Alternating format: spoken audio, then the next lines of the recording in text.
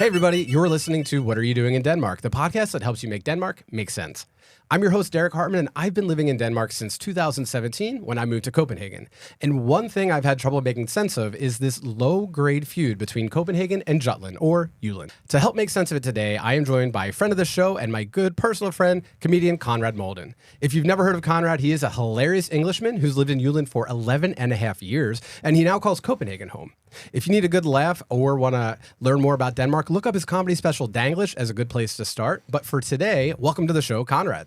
Thank you, Derek. Thank you for having me on the podcast. Yes, and of course, we are going to be talking about Jutland and Copenhagen and this thing that seems to exist between the two. The never-ending conflict. Yes. Yeah. Honestly, you may be Googling, what's it like to live in Denmark? I'm about to move to Denmark. And the one thing that you won't find is this battle. Yeah, it's true. It's true. It's actually a very big part of Danish culture, but I think it's often missed by the internationals. And even the Danes, it's so in their subconscious. That they don't even realize it. And that's the thing. A lot of the things that we talk about on the show are like that, where it's like, you don't know what you don't know. And I don't expect Danes to realize that we wouldn't understand this. But I think it is common. Oh, it's very common. I mean, there's regional differences and feuds and conflicts, and every nation has those. Exactly. We were just talking before the episode about your hometown and being from Philadelphia. Yeah. And the way that Derek put it was people misunderstand Philadelphians as kind of aggressive and starting fights. And his answer to this was, no. If people bring a problem, there will be a problem. Yes. But otherwise, we're pretty slabby, we're pretty chill. We are pretty chill. And that's the thing. We do have this reputation for being almost hooligans. Most of it is related to sports. But really, we're a bit scrappy. We've got kind of a blue-collar legacy and humble beginnings sort of in Philadelphia. We're always sandwiched between New York City and Washington, D.C., so like the political and financial centers of the United States, and always kind of feel it's a little bit of like the little brother syndrome that I think may exist here as well sometimes. So we're a little scrappy. And when people maybe come to our stadium and taunt us, we don't start problems, but we finish them, That's exactly, I feel like it's very much mirrored in Denmark. You have this feeling that people in Jutland, they can be very resentful of Jutland, especially Copenhagen. But I think there is a little brother vibe to it. I have a neighbor, a great guy who lived upstairs in Aarhus, and we used to chat a lot, and he said the truth of the matter is that we're jealous. He says things are just bigger and more fancy over in Copenhagen, and that's what we want. We're just annoyed that it's not here. Wow. So at least he was aware, yeah. That was his perspective. I know there are people in Jutland that would not agree with him. Yeah, that's the thing. I was nervous to do an episode like this because I feel like for any Dane that listens or watches, they're just going to be upset. It depends. Yeah, exactly. It depends where your perspective is and where your alliances are. We won't make everybody happy, but definitely not. We're going to have an open mind and kind of discuss it, especially from the perspective of foreigners moving here and kind of getting caught up in it because we don't always know it until we kind of realize what's going on underneath. Exactly. You have to live it. Yeah.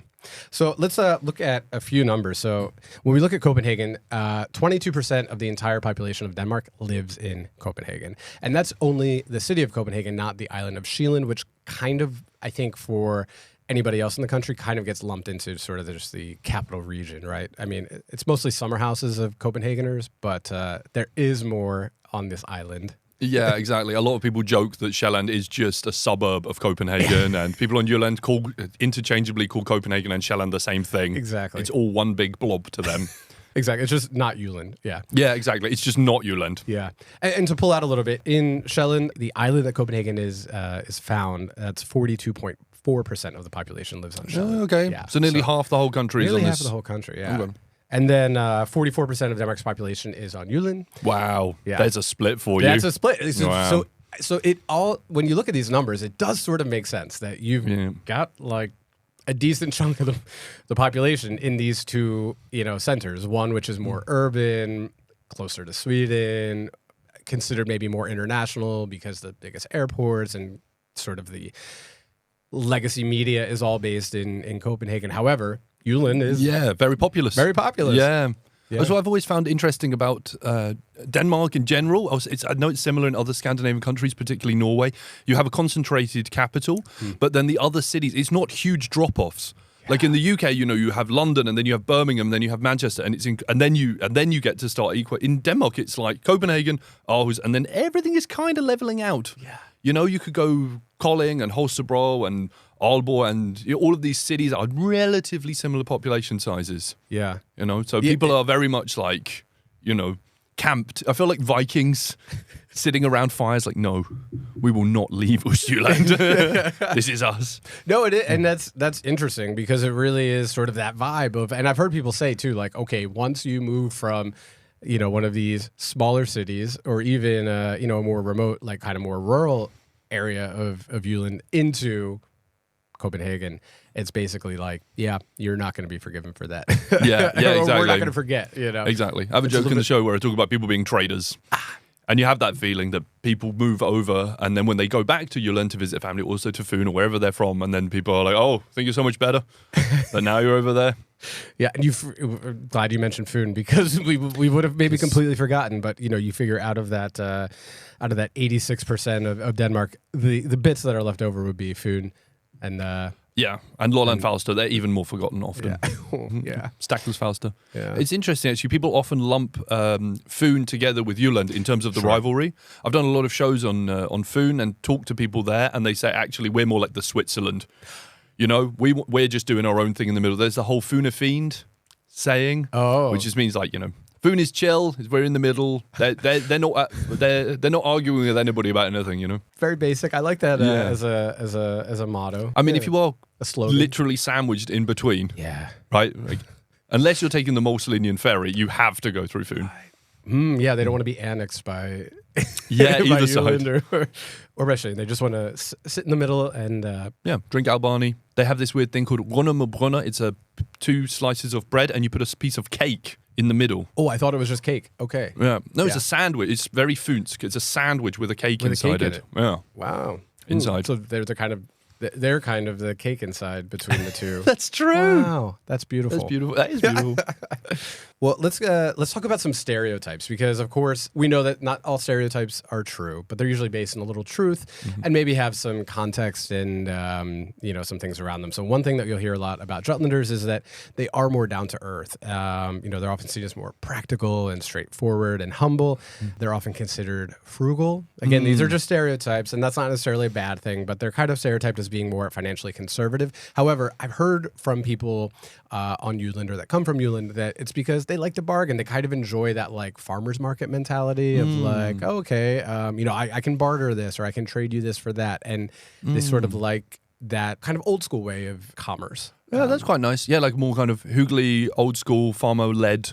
Yeah. I know that, of course, in the whole country, tax-free money is called sortepeng, like black money, but they also call it jyske dollars. Oh, yes, I've heard that one. So it's actually funny. I work with different production groups and different organizations around Denmark, and it's really funny when I know it is a stereotype, but the amount of times I talk to my jysk friends, and they'll be like, "Oh, we got a very good deal on this. We're not paying tax," and you're like, "Okay, fair enough." Even production companies, they'll talk to their friends and do all these kind of things. So there's lots of jokes about them not paying enough scat, especially in Nordjylland. There's a great saying up there where they say, "Lang mod nord hvor moms ikke bor." So right up in the north where the VAT doesn't exist. Oh, that's great. Yeah, it's really good. But so particularly in Nordjylland, but the whole of Jutland is kind of joked about as being this kind of tax-free, more barter system type lifestyle. That's fantastic. And then of course Copenhagen would be sort of the opposite, where we're here sitting in the scat offices of Copenhagen, counting the money and wondering where is.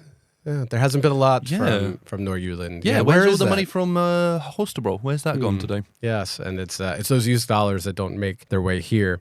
But that kind of adds to some other stereotypes of Copenhagen then of being more sophisticated and almost, I think, from the Jutlander perspective, a little bit snobby. The nicer way maybe to say sophisticated, but a little bit snobby, a little bit conceited, a little bit smug. Yes. Also, I don't know so much about it, but also with the language, the idea is that rigsdansk, the kind of more formal Royal Danish, is spoken in Sjælland, particularly in Copenhagen. And then, of course, they speak jysk over in Jutland. And it's the differences between things like, for example, the word for much would be meget in Copenhagen, in very rigsdansk, like very posh. And That's then over in Jutland, they go mal. Det var for mal. So there's a lot more rolling and swallowing of vowels and these kind of things over in Jutland. But it's weird because I've lived there for so long, I find jysk easier to understand and to speak than rigsdansk Danish. I just like that it gives me an excuse to not focus so much on my Danish language learning, because I kind of think, If you can't understand each other very well, Yeah. then you don't have to worry about me. We'll just do this in English. Yeah, Make it easier. especially when it comes to Jutland, because everybody in the country is joking about how difficult it is to speak with people because they also have their own vocabulary. Yeah. Things like moin, for example. Moin, yes, I hear that one a lot. Yeah. Also, like the crossover with northern Germany. Right. The shared similarities and cultural language and so. And I've done shows. It's interesting when I do shows around the country. Usually sell pretty well and have good following, and then we always do Jutland, but we'll only ever do 1 or 2 shows down there. And I mean, I'm talking about real Sunderland. I do Vejle and Kolding and Hellerslu. That's not real. I'm talking real Sunderland, Sunderborg, and down in Auburn Roll.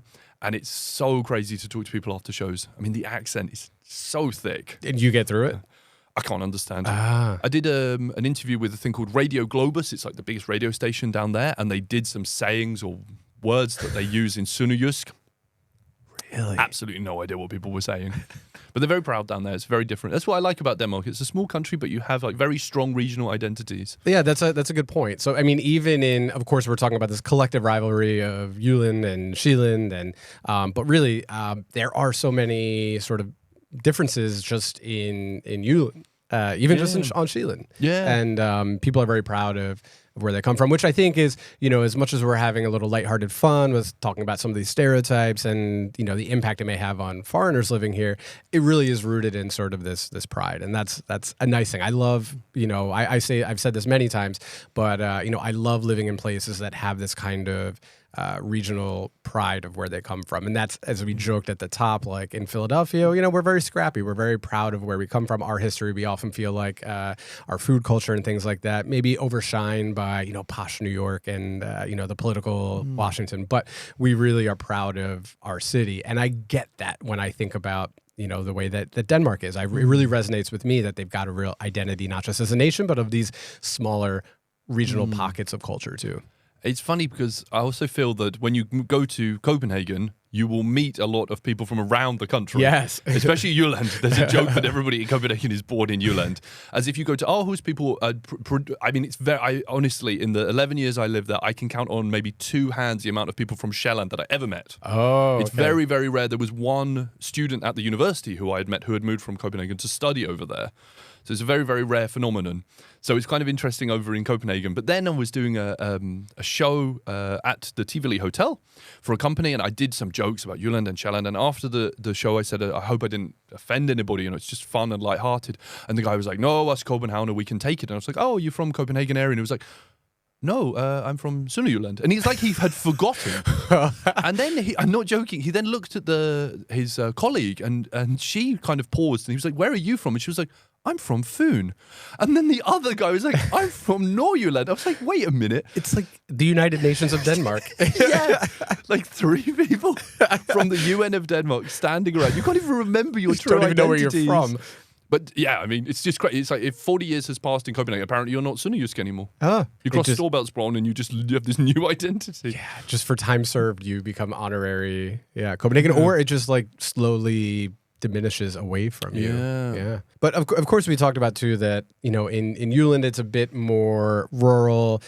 Copenhagen is considered more cosmopolitan, so maybe it also comes from that. Once they've kind of moved to a more urban place, somewhere that's considered more cosmopolitan. I'm assuming that for work, they're doing something that's more, white collar office jobs compared to something that's maybe agricultural or a labor focused job. Then maybe they sort of take on that persona. Yeah, that's true. It's kind of a lifestyle. It is interesting though, because I have a joke about Aarhus where I say that you just drive 5 kilometers out of the city and it just becomes fields. Yeah. So it just goes building, field. And it is like that, honestly. If you drive north of Aarhus, if you leave Skybu area, there's a moment where it's like a block of houses on a corner and then there's just fields.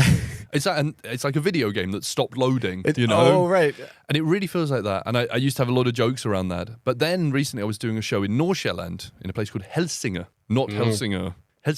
And it was really funny to leave Copenhagen. Of course, huge city, there's concrete forever and ever and ever. But at some point, the city does end and you are out in the middle of nowhere. And I know, of course, the UK is not dissimilar. We have countryside. But honestly, you can go from London way west to like a city like Reading, and there's no fields in between. It's just concrete. And all the airports. Yeah, it's just sprawling airports on top of airports. Yeah. And forever and ever, and then suddenly you're in another city. Like, I'm flying to London. Well, not really, because it's 90 minutes by train to get into. Oh, the London airport situation. Yeah. Where you land and you're like, oh, I'm in the south coast of England. This is nice. Exactly. That's actually pretty true. There are some suburbs. It goes light suburb out of Copenhagen, but then it does. There are on Jutland still sort of these rural pockets and rural areas too. So it may not be fair to lump all of Jutland in with. Yeah, exactly. I think people kind of joke that it's all one thing, but being up there, I felt very much like I could be in Jutland. You know, I think maybe the difference is that North Sjælland has a lot of these very expensive, fancy summer houses. Right. There's that place that you're very good at pronouncing. Gilleleje. Yeah, exactly. So that is also very much known for having big fancy houses, and all these, rich Danes all go up to these kind of areas. Yeah, it's super cozy. It's very cozy. But that's what's interesting about Jutland is there is, of course, West Coast. There are, amazing nature and nice summer houses. But I have genuinely seen real poverty in Denmark. If you go to some of the smaller towns in Midtjylland, it depends where you go, but some of them are really run down. I had to do a show in Herning, and I took public transport because I'm insane. And I had to change bus in ECAST. And ECAST's parts of it are very small, very run down. There was a point where the bus pulled into a road that was all bungalows. And the bus stop was next to a house where there was a broken window, the door was open, and there was a man in his underwear sat on the front step with a can of beer. It was the middle of the day. And then I got out and I'm like, am I in Denmark anymore? Yeah. What's going on here? Yeah. So that you do see... Yeah, like a diversity in lifestyle. And I hope he's listening right now. Shout out to Jens. Nice to see you, Jens. Yes, and hope you're able to buy some trousers soon. Yeah. Enjoy this episode and put on your pants sometime. Put on your trousers. Yeah, it's funny to me sometimes too. I mean, we joke about these regional differences, but Danes, again, going back to like how proud they are of where they come from. I often hear in the comment section of any content that I make when I do mention things, again broadly, saying, oh, in Denmark, this. Many Danes are like this. They'll often say, oh, that's just a Copenhagen thing, or that's just in Copenhagen. If it's something that is mildly a critique or something that may be difficult for, foreigners living here. However, I do think that those regional differences maybe are more pronounced if you come from Denmark than if you're, a foreigner. I also find it kind of funny, too, coming from the U.S., where I think we all often get lumped in, all together, and there are many regional differences there as well. So I do understand wanting to shout down anybody who broadly generalizes, but it's funny, we don't realize when we do it to others and then how it feels when that kind of gets done, too. I think in the UK it's similar too, where you have a lot of those regional differences, between the north and the rest of the country. Yeah, London versus the rest. Yes. London versus the north. Yeah, that's very true. It's very true. It's hard to say because, a lot of people might say in Denmark they do X, Y, and Z, and what they're talking about is Nyhavn. Like they're on Nyhavn looking at, but essentially tourists. Like there's no local, all the waiters are Argentinian, all the people walking around are tourists. So, yeah, there is definitely a bigger reality to Denmark. But you do notice just in general, overall in the country, you see the same kind of things. I always feel like it's a very trust-based society, even in Copenhagen. Yeah.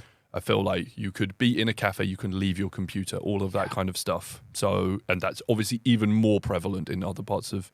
I just did a show on Bornholm, and I cannot explain the levels of hygge from the people that ran the venue. I was... Next, it was so much I felt guilty that I am not a better person. I didn't deserve. We arrive, the venue is on the ground floor. They gave us 2 entire floors for ourselves, which had rooms. They had made our beds. They had given us fresh towels. They had made us a massive dinner. The guy said to me, I know, he's a volunteer. He was not paid. And he said, I found out that you were from the UK, so I made you fish and chips. And I went this morning down to the fishmongers and got local fish and he had made a banquet. There was drinks and snacks, and it was just never ending. They were unbelievably kind to us. The next morning, and when I woke up, I was like, okay, we're going to go out and go and get some food. And a lady came up the stairs, another volunteer, and was like, we have made you a breakfast. And it wasn't like... croissant in a plastic bag and a pot of jam. It was another massive banquet. Blood pudding? There's sausages and blood pudding. It was like that. It was seriously like that. There was scrambled eggs and 7 types of bread and jam. Toast under beans? Or beans on toast, whatever you call it? The height of British cuisine. Sausages in a can with beans mixed in. It was honestly too much. I felt like being like, please give this to a better person. Because this is so... We had a roof terrace to ourselves with views of the city. Unlimited. They had 2 enormous fridges just filled with beer and wine for us. What? It was absolutely insane. And it was an old converted movie theatre. It's called, shout out to Musikhuset Bornholm. And they showed us around and showed us all of the old imagery, and they had refurbished it, and they showed us how the system used to work and some of the old chairs. It was amazing. It was just really, really nice to have that level of hospitality. Because I did a show, not criticising Herning, but this did happen in Herning. I arrived at the venue, and I actually really needed to pee when I arrived, but need to go for a massive tissa. And the guy takes me into the room. There were already some people seated, and I didn't want to go and use the public bathroom because I didn't want to like disrupt people just arriving and getting drinks and stuff. So he's like, "Oh, this is the backstage," and opens a door, and I go behind the stage. He immediately leaves. Like he opens the door and then he disappears. In the back were piles and piles of chairs for storage and a broken sink. And that was it. That's it. There's not even anywhere to. There's just stacks of chairs and a very narrow behind the. And I'm standing there like, wait, what? This is. Okay, so the lesson is like Bornholm is There's a middle area. Yeah. Okay, so when we're talking about this, like, you know, Jutland, Copenhagen. Meanwhile, like Bornholm is just blossoming. Yeah. And nobody's noticing. Yeah, it's true. That's. However, I usually find it, and I made a piece of content and joked about this recently, that when you are talking about where to go. I think as foreigners, we usually hear people recommend, "Oh, have you been to this city in Denmark?" And then they say, "You really should go." And usually it's where somebody's from. But people do love recommending places in Denmark to go visit. You often hear things like, "Oh, you know, Denmark is more than just Copenhagen." And of course, you know, we have maps, we know. But Bornholm seems to be the place that you can always mention or be recommended that nobody will ever, you know, dispute. That's true. No one has beef with Bornholm. Yeah. Right? They're not even Switzerland. I mean, the Swedes, maybe. No, I think... Didn't they kick them out? I know that obviously they have beef over the ownership, but it was interesting, actually. Right. I talked to people while I was there, and they said... the Russians also. Yeah, maybe, everyone has beef with the Russians. Yeah. But they said that Swedes don't really come over for any kind of trip. So it's a lot of Danish holiday makers, and obviously internationals as well. But yeah, and Norwegians apparently. But yeah, it's funny that the Swedes don't go there. But they have their own version of Bornholm further up the coast. Oh, yeah. Yeah, I know even one time I posted a graphic that was a graphic that included Denmark, and for some reason I must have cut off Bornholm, or the graphic itself cut off Bornholm, and there were many comments about that too. So I know people are very protective and really enjoy it there. Poor old Bornholm. It is really nice. And such a weird short flight. As the plane takes off, and you're not going up or down, like you're actually airborne for about 10 minutes. But you can go by ferry as well, right? Oh, if you're insane. You probably swim, right? Exactly. They just like, and this is the final. I've done both. Definitely take a plane. Good to know. Sorry, environment. This episode's sponsored by CO2 emissions. Exactly. So some other stereotypes that we can get to is the idea that on Jutland that people tend to be a little bit more reserved, a little bit more hardworking, and a little bit more traditional. Kind of that, like, you know, keep your head down, work hard, don't make too much ruckus. I feel like I find that sort of. A lot of that I find across the board. I find that here in Copenhagen as well. But on the contrary, you often see that people in Copenhagen maybe are, you know, compared to being more reserved, are a bit more open-minded, a bit more expressive, and perhaps a bit more modern and okay with adopting new technologies or being more innovative. However, I've also heard the contrary. People have told me that in Jutland, people are more outgoing than in Copenhagen. And people in Copenhagen keep to themselves more. I don't know what to believe because I've only ever lived in Copenhagen. But I do maybe see that the traditional thing and the reserved sort of like, you know, put your head down and work kind of thing may be something I've noticed when I've visited Jutland. I think it's a hard one because from, you know, as an international, viewing it from the outside, I feel like the levels of, you know, humility and all of these things are kind of off the Richter scale. Sure. So it can be really hard to get that measure. I only know from doing shows out in Jutland where after the show, people won't come and say hello to me. I always try, I have the time, I try to go out and sign something, say hello. And people, there will be people that say hello, often very either international or their father is international, something. But a lot of people won't say anything, and then they will write to me later and thank me for the show, which is very sweet. But I also get this feeling with that sometimes they'll be like, I didn't want to disturb you, so just got in the car and drove home. It's like, I'm here to say hello. And you usually, I mean, unless you only do it at the shows that I've been to, you usually say, at the end, I'll be in the lobby by the door if anybody wants to come and say hi. Yeah. And they still don't do that. Not always, yeah. I mean, it's also quite polite, but also it could be on public transport. So later they'll write you and say, I was the person. I actually had it on a train recently where somebody who was sitting, not opposite me, but in the next seating area, I posted some silly story and they reacted to it and said, I'm the lady with the whatever hair who's sitting there. And then I looked up and looked at her and she's not like she's waving a smile. She was just like, oh, that's funny. Yeah, it was really strange. Yeah, I've had some interesting encounters on a train too. I was going to the airport once and I thought that like my bags were just blocking somebody or something. And then we both got up because we were at the airport and I thought I was getting this weird side eye and he just said like, I really like your channel. Oh, and I was like, oh, that's nice. So nice. Yeah. That's really nice. I thought I was annoying you. Oh, that's really nice. So, and I've had that similar where maybe nothing is said at the time, but then a little message to just say like, oh, I think I saw you on the train. And I think overall, I think a lot of Danes will do that. I never ask these people where they're from, but I have heard, and I have had that experience too, where someone will just say like, "Oh, I saw you on the train. Hope that you have a great time at the airport or wherever." Yeah. So it is nice. I don't know if I can really pin down differences in the regions. And of course, everybody is different. But everybody is different. The one that I absolutely love is having the fødselsdagsflag on the table to signify that it's your birthday. And so many Danes I've talked to have said to me, if there's a fødselsdagsflag on the table, that means the table was booked by a relative of that person. Right. Because a Dane that has their own birthday will never ask for the flag because it will draw too much attention to themselves. Because of this feeling of, everyone has a birthday. I'm not that special. It's not so important that it's my birthday. You know? The most severe reverse culture shock that I ever experienced is going out to dinner in the United States. A few times I've been back for my birthday and gone out with my brother's family and his kids for dinner.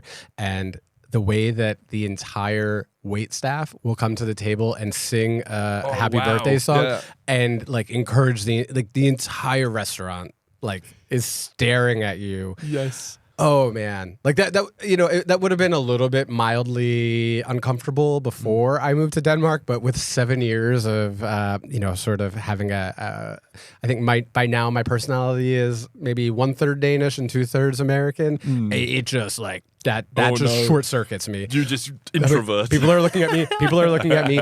And they're clapping and they're singing, and this is very uncomfortable. Oh wow. Yeah. And no amount of like free scoop of ice cream with a candle in it is going to make that okay. Yeah.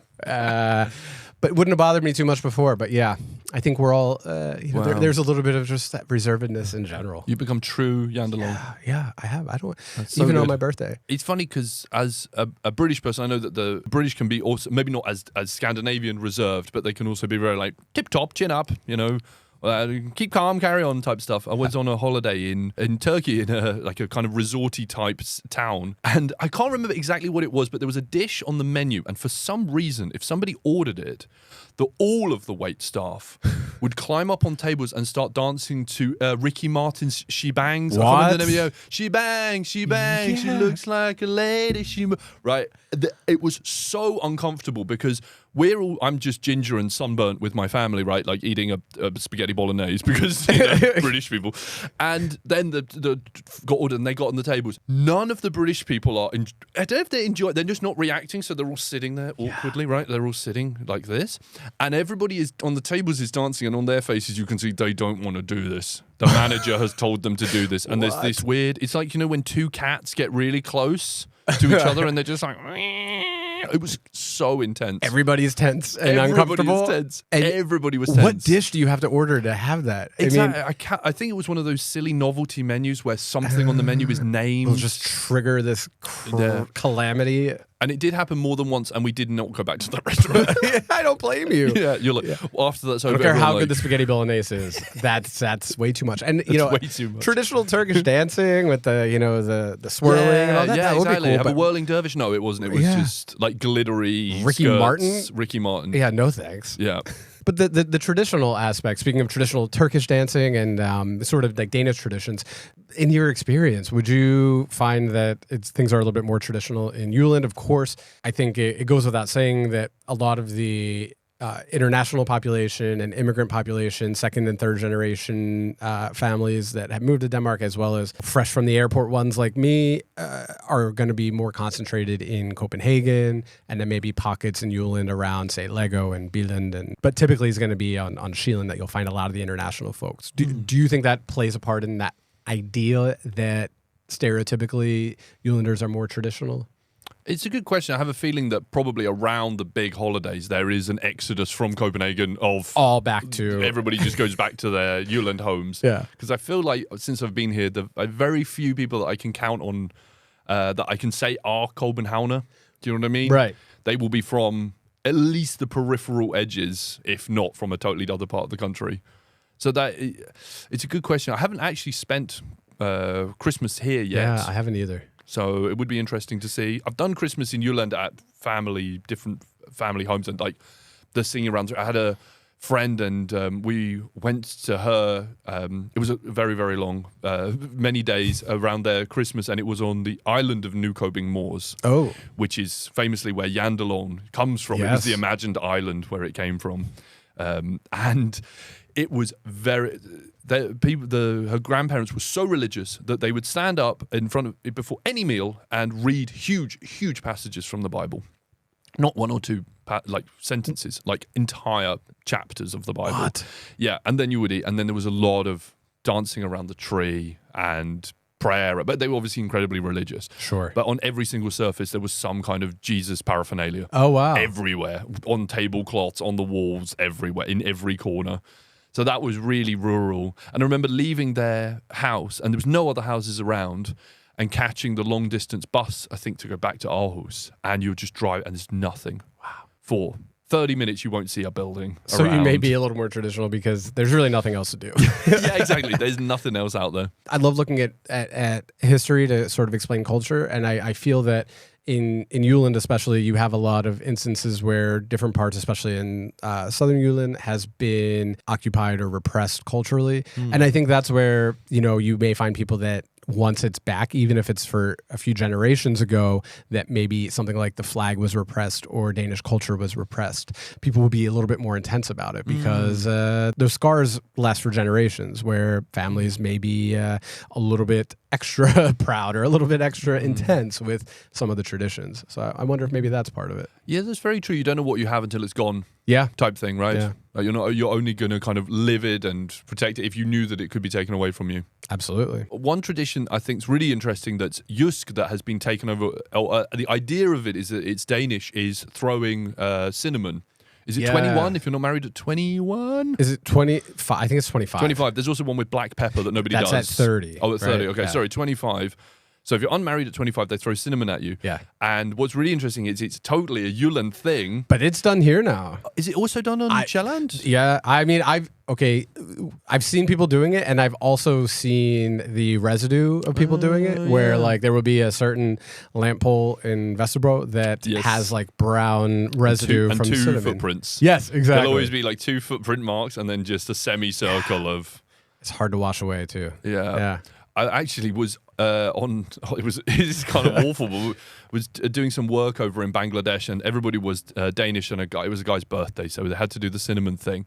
The thing is, you have 100% humidity, and it's around at that time, it was midsummer, it was late 20s, early 30s at night. I mean, it was hot. Wow. And not just like that, it's muggy, sweaty heat. Can't sleep in it. It's just unbearable. Like, you need to be under a fan. Anywho, top floor of the building had a kind of atrium glass room thing, and they tricked him to go up there, tied him to a chair. I didn't take part, but I was there. They were throwing the cinnamon, and he just mercilessly starts screaming because it's sticking to his skin. But everybody who was throwing it was also getting on them, so they all ran fun for out. anybody. Yeah, it was not fun for anybody. They were out on the balcony like hyperventilating, and there were clouds of cinnamon everywhere. And you could just hear these screams from inside. And that's one thing that confuses me with that tradition is you see sometimes it being fun, but more often than not, the person is really in distress to this point where you're like, is this hygge anymore, or should we stop? Nothing about that is appealing to me. Nothing about that looks fun. It's like Parenthood. Like I've just nothing about that. It looks sticky. It looks messy. It looks like I would just hate it. Yeah, it's never ending. No disrespect to Bangladesh, but I'm sure that the air quality didn't need to be any worse. But to be in your lungs inhaling cinnamon at that point, if you didn't have asthma before, you had it after that cinnamon attack. Yeah. Jeez. It was really rough. And there was also a bit of a downer afterwards because after the cinnamon had settled and he was dragged outside on the chair, you could tell on him that no part of him was at all grateful for this experience. After the cinnamon had settled, he probably thought, "Okay, I dodged the cinnamon. Yeah, I'm turning 25 in Bangladesh. Nobody's gonna be waiting for me at the airport with cinnamon." And they brought it. Wow. Oh, yeah. Wow. It was actually quite hard to source in the days before. Like when we would go to the shops and the markets and stuff, we would constantly be asking people. I think they even bought the sticks and ground it. What? Yeah, in order to get the powder together. I feel like historically you went east to get the spices. Yeah, that's true. Economically, it's really interesting too when you sort of look at the two sides of the country, right? So from Jutland to Jutland, economically they sort of grew separately. You know, commercially there really was no connection until the 90s as far as the Storbelt connection, and then even then it wasn't too long that they had even ferry connection between the two. They literally were not connected. Yeah. So you almost had two parts of the same country evolving economically, culturally, separated in very different ways. Yeah. And you also think about these kind of pockets of industry in Jutland. If you think about, there's all these jokes about Esbjerg, that it smells like fish and money, right, because of all the fisheries. And then you also think about, I mean, where your husband was working up in Struer in Lemvi, you have a lot of oil and a lot of wind farms and a lot of energy stuff coming from up there. A lot of chemical, petro, and yeah, exactly. So you do have these pockets of heavy industry in Jutland, but I think and obviously there's also academia with University of Southern Denmark and Aarhus Uni, but I think generally if you want to go into more financial things, then you come to Eastern Sjælland. Sure, but there is money in Jutland. Yeah, and then in Sjælland it's more of the international companies that are headquartered here and that sort of thing, and then of course Lego also is in. True, of course, and they have Lego out in Billund, and they also have, for some, there's this weird pocket right in the middle of Jutland where you have Siemens, you have Vestas, and you have Bestseller. Have you heard about the Brande Tower? No, tell me. So Anders Poulsen, who founded Bestseller, he is from the Brande area, and there's a big push in Denmark for you to kind of take your business outside of urban areas. Yes. So there's a whole thing to do with you can get the kommune to build buildings or help you out financially or what have you. So Bestseller is all based there, and it's huge. The complex is absolutely enormous. And he wanted to build something, you can Google it, called the Brande Tower. And it's literally a skyscraper that he was planning to build in Brande. And it looks so ridiculous because it's there, and then there's just a massive field around it. Even in the art, it's not like a satire. It's like in the artistic drawings of it, it looked like that. This is nowhere. This is in the middle of nowhere. And the idea of having a skyscraper in a place which is very, very good land for building. I mean, there is no lack of land in Brande area, right? Brande Ikast, you can build a lot there. We don't need to go up. We can go out. We can definitely go out. But one thing you mentioned is the sort of economic incentive from the government to have people sort of expanding and growing things outside of the urban centers. And I think that's one thing that, despite sort of this rivalry and sort of I don't want to say chip on the shoulder that people from Jutland sometimes have a little bit of resentment for Copenhagen, it does seem like everything from the national television networks, when the Euros were here, for example, like games were spread around. And I do feel like Denmark does a very good job of highlighting other areas outside of Copenhagen and outside of Sjælland in general. That's very true. Yeah, trying to kind of share out the things that are happening. Yeah. Even the fact like the Royal Run was a few days ago, and that they actually also do it in some of the smaller towns and places. Because some countries don't give, a monkeys about it. Right. You should see. I mean, in the UK, there is, of course, a big London and everything else rivalry, but I feel like London is very selfish. They were like, we need the art galleries and the museums and the events and the Olympics. Right. The scraps can be in Birmingham. If there are. If there are, yeah. They'll just be like, the scraps they can go the rest of Europe.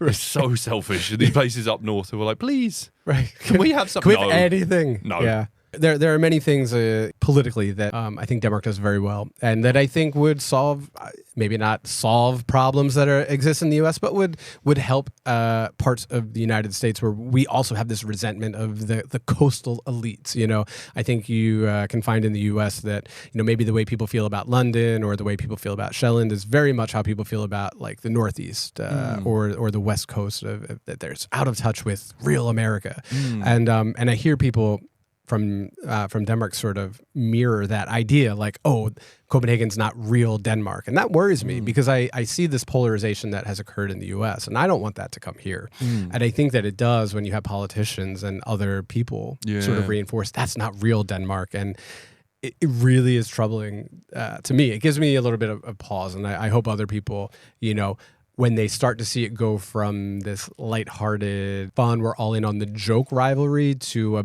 bit of that political resentment culture, that scares me a little bit, because I do think, again, that Denmark does this well. I wish the U.S. would do that, sort of maybe moving government ministries like they have in Denmark to other places. Like the Department of Agriculture in the U.S. should not be in Washington, D.C. It should be in Iowa. It should be in, you know, somewhere that's a farming community. The Department of the Interior, you know, protecting the the wildlife spaces and the nature in the U.S. That shouldn't be in Washington, D.C. I mean, there is some nice nature around there, but it should be in Denver or somewhere that makes more sense and would sort of make people in the rest of the country feel a little bit connected to the government. I think that's one thing Denmark does do well, but that's also the thing that, don't take my advice, but I think that I would caution, because it scares me hearing that rhetoric sometimes.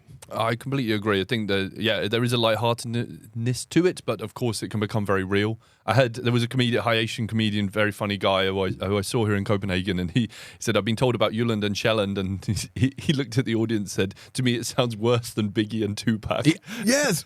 Like, East Coast, West Coast rappers in the 90s. Yeah, it's very much that vibe. I think it easily goes from that sort of sibling rivalry to like a cold civil war. Yeah.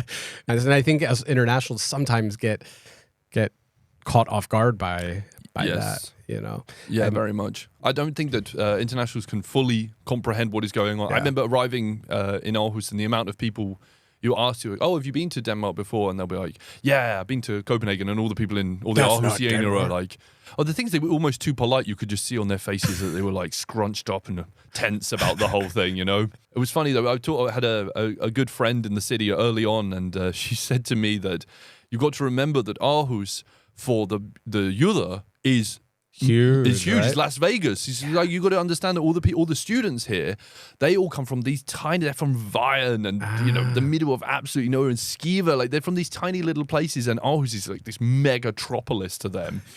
As all the internationals arrive, and they're like, this is fucking tiny. Like, you cycle 20 minutes that way and you start seeing pigs. Like, right. I mean, there are cities in Germany that you've never heard of that are bigger than, you know, Aarhus. Absolutely. Yeah. That's one thing that's also really painful as international living there, is whenever you go anywhere, you say, oh, I live in Denmark. And they're like, oh, whereabouts? And my follow-up question to them was, name one other city in Denmark other than Copenhagen. And they Nobody can. They never can. Some people who were very, very proud would be like, I can mention Aalborg because of football or something. Right, or Aquavit. Yeah, exactly. Aquavit, exactly. But that always has shocked me. It's like, what words do you want me to say next? Because you won't know them. Right. Oh, that's funny. I think a lot of people outside of Copenhagen like it that way. You know? And that's maybe the nice thing, is that it's not... is that they could reserve the right to be offended that nobody knows about them and only knows about Copenhagen, but also kind of enjoy being left alone a little bit. Oh, definitely. Yeah, I think both of those things exist. I have a joke in the show where I say if you're in Jutland and you tell people you're going to Copenhagen, they congratulate you, because there of course is a rivalry, but people from Jutland will ultimately say, oh, it's a nice city. Very nice over there. I love it over there. And they'll be happy for you to go. If you tell people you're going from Copenhagen back to Jutland, the look on their faces is like you've just told them you're going on an expedition to remote Peru. They're like, oh my God, now? It's 3 o'clock in the afternoon. Like, have you got enough food and water for your journey? It's going to take you 19 hours. Like, do you have your hiking equipment with you? It is true. There have been some times where you have texted me and said, "Hey, I have a show in a city that I'm like no idea where that is.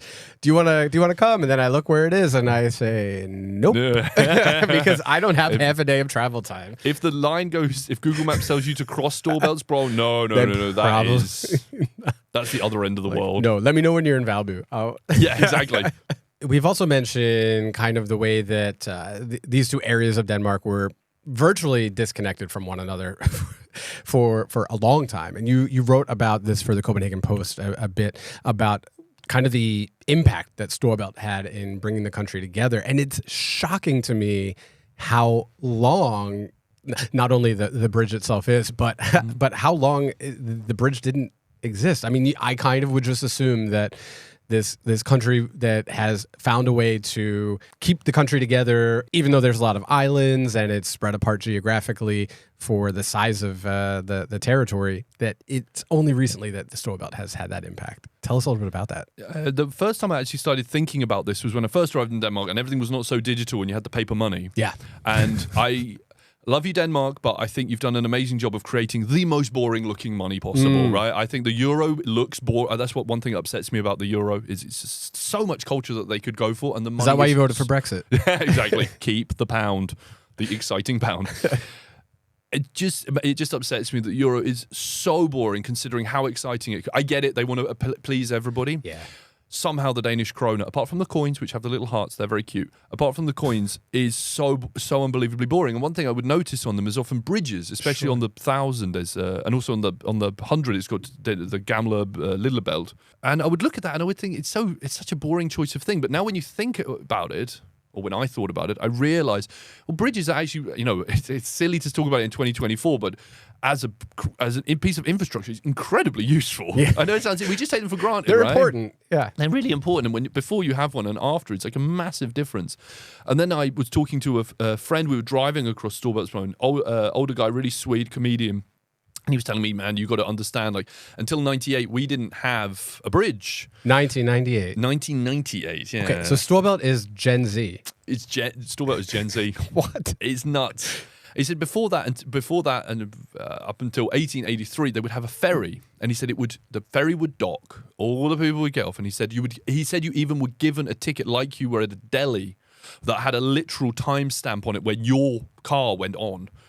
Or your train, they would move the carriages of the train on. And he said this was an incredibly laborious process. So it's 16 kilometers of water, and it would take more than an hour for them to actually. And he said there were always delays. The ferry would always arrive late, and it would unload. And he said so the idea of just crossing Storebælt, the name of the channel, was like a big deal. It's like, okay, you're going over there, like you're staying the night. You need a place to stay. There has to be a genuine reason. Like now, you might even cross the belt to go and visit someone for a day or or whatever it might be. But at that time, it was like a really, really big deal. And when I was reading about the creation of the bridge, it was actually protested. There were people who said that it would destroy the ferry industry and because Kalundborg, the city, was really based around it. But the bridge wouldn't go there anymore. It would go over to Korsør. So Kalundborg is actually a strange city because it used to be really thriving around the ferry. There would, hotels and food and restaurants and all of this infrastructure for it, and nothing goes there now. Well, there are wineries there. It's very or nearby. Yeah. Click this video to see the wine regions of Denmark. And I think, I think Novo Nordisk bought it. Yeah, the whole town did. Basically. So yeah, they must have got a good deal. They did in the Tilbury bucket. But it's so interesting to consider that now it's 10 minutes to go backwards and forwards. Yeah. And the other thing about Storebælt that's mildly controversial is when it was originally put together, the idea was it was of course incredibly expensive. It's an incredible piece of infrastructure. Yeah. They said that they will put up a toll to pay it off. And now there's a lot of question marks around, has that or not been paid off? And the more research I did, the more I found out that basically the owners of the bridge, who own also Øresundsbroen and Lillebælt, they have quite a lot of toll infrastructure in Denmark and in Sweden, that they're not very up to date on whether or not they're going to check. Yeah, okay. That's my interpretation. So much for transparency in the least corrupt country. Wow. So okay, because those are expensive ass tolls. I mean, like, these are not cheap tolls. And it's easy to chalk it up as, okay, well, this is in Denmark. Okay, it's a massive bridge structure, both of them. But wow, Yeah. okay. So there's a lot of, have we paid this off? And the bridge people are like, so I can't check now. I'm eating a lasagna. And then they never reply. Wow. Yeah. Okay, we need to look into this Bridgegate. Bridgegate, exactly. Yeah. Make sure you get the app because it is so much cheaper. That bridge is a robbery. It's a robbery. It really is. You can take the most linear, almost, it depends, for the same price and save 200 kilometers. Yeah. And now I think we should revisit that ferry idea. I'll wait an hour to not pay. To pay that, yeah. bridge. Although the Jeez. amount of money you would spend on coffee and snacks on that boat. So, of course, we are international folks living in Copenhagen. Now, you did spend time as an international living in Jutland and at Aarhus and other areas of Jutland. And I do think that the experience for somebody who's international living in Jutland versus Zealand is very different. It's very easy in Copenhagen to live in sort of an expat international immigrant bubble, whatever title you want to put on it. And that may be a little bit harder, even though those groups exist and there are sort of networks in Jutland. You can be pretty, depending on where you're living, that can be pretty remote from you and feel farther away. It may feel like you have to do a little bit more to integrate. Learning Danish is probably much more crucial and has a little bit more importance for somebody living in Jutland as an international. A lot of those people, I think, too, are spouses of Danes, which can add another layer of feeling a little bit more remote or cut off from other internationals. So as somebody who's lived there and, of course, performing there, is that something you've noticed, or can you maybe tell us a little bit about sort of what that experience was like for you or for others you knew there? I have an old joke where Danes, who was speaking Danish, and a Dane will say, "Oh, your Danish is very good. How long have you lived here?" And then I'll say 11 years, and they go, "Wow, your Danish is shit." And what's really funny is I've had this feeling, particularly in Aarhus, that people realize that you've been there long enough, and my guess is around more than 3 years. They are kind of annoyed that you don't speak. Yeah, not that they want you to be fluent, but I get that myself. Yeah.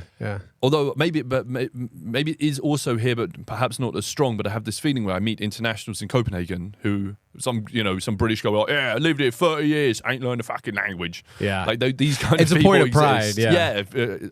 Especially from the British, where it's like, "Yeah, never gonna change." Pie and chips and the Queen. Like that's where it ends. So there is a difference. I think definitely in more scattered areas. But I did a show out in Tisted. Oh, okay. Limfjorden. Now that is Udkants Denmark. That's northwest. That's farther north than Aalborg? So on a latitude level, it's lower, but it's on the Limfjorden. Oh, so, okay. It's kind of like an island. Yeah, it kind of cuts off north Jutland. Okay. Exactly. It is a very remote area of the country, and Tisted is the largest city. And it's very beautiful nature up there, but I got contacted by somebody who said we are the Tisted Internationals. The area is called 2, like THY. And she was like, "We're from the international group up there. Can you offer a discount for us?" I said, "Yeah, sure, no problem. Like, you guys can have some discounted tickets." And she replied and said, "I contacted all the internationals here, and they already all had tickets to the show." This is months before it starts. And when I arrived, they were so sweet. They were 6 foreigners who had formed their own international society where they did international things like bowling or whatever it is they do together. But they were the only foreigners who were there. But it's also because it has a lot of people working the oil rigs out there. There's a lot of North Sea oil. Oh, sure. So people coming backwards and forwards and blah, blah, blah. That was kind of a wake-up call to how different, because in Aarhus, I don't know exact stat, but something around 10,000 international students a year. Yeah. Like I started the English stand-up comedy night there, always packed out. I think we had capacity for 120, always full. There's a Studenterhus and there's loads of stuff going on in Aarhus for internationals. And you can feel it on the city. There's a place called Tirna Nog, it's an Irish pub. They also do comedy. And they don't speak Danish in there. The staff don't. So if you order in Danish, they reply in English. Like, it's that kind of vibe. Yeah. That's Aarhus. That's the Aarhus bubble. It's like a little mini Copenhagen on Jutland. But if you go over to some of the smaller places, absolutely not. Right. I don't think that's in Silkeborg. Yeah, right. Yeah. And an international group that only has 6 people is. I mean, look. It's great that they have a group. So that's not a sad thing. But I think maybe that speaks to the fact that, and we've gotten this feedback as a show, is that sometimes we do focus more on Copenhagen. Part of it is because we record in Copenhagen. Part of it is because I think a lot of the international community, there's an outsized proportion of us in Zealand and this area. But, certainly don't want to forget that there are internationals all over Denmark. And the experiences of everyone is different as much as we do tend to talk about broad things and stereotypes and lump people together. It is a different experience living in Jutland as a international than it would be in Copenhagen. So, oh yeah, absolutely. Always after shows I go to say hello to people, and a majority of people that will come say hello are international, and it will surprise you. Yeah. You go to the middle of nowhere, Right. and I did a show, that Helsinger show up north. There was these three girls, and they were kind of joking in Danish, and we were being all silly and whatnot and chatting. And it turned out one of them was from England. Oh. She was from Hull, which is the worst place in the world. They literally have a saying, to Hull and back, because it's so bad there. Lovely. But she had the strongest Danish accent, and she was like, yeah. And then she switched into English. Like, all right, mate. I've been living here for 20 years. It was so strange. It was like, imagine just driving out to the middle of nowhere, Nordsjælland, and expecting somebody to be so integrated and to be British. You know what I mean? Yeah. So I think the experience is very different for different people. It does put me to shame. And it's true about the language bit too. I think sometimes we kind of get away with it in Copenhagen of not having to be as linguistically integrated. But that's a big part of it and something people struggle with. Yeah, definitely. Yeah. And that's a perfect note to wrap things up today. Conrad, thank you so much for your time. It's been a lot of fun talking about these differences and, hopefully helping others to understand the differences between different regions of Denmark, specifically Copenhagen and Jutland, the big rivalry we as internationals get caught up in. Thank you for having me. I can say, tak for i dag. Yeah, tak for i dag. Hej hej.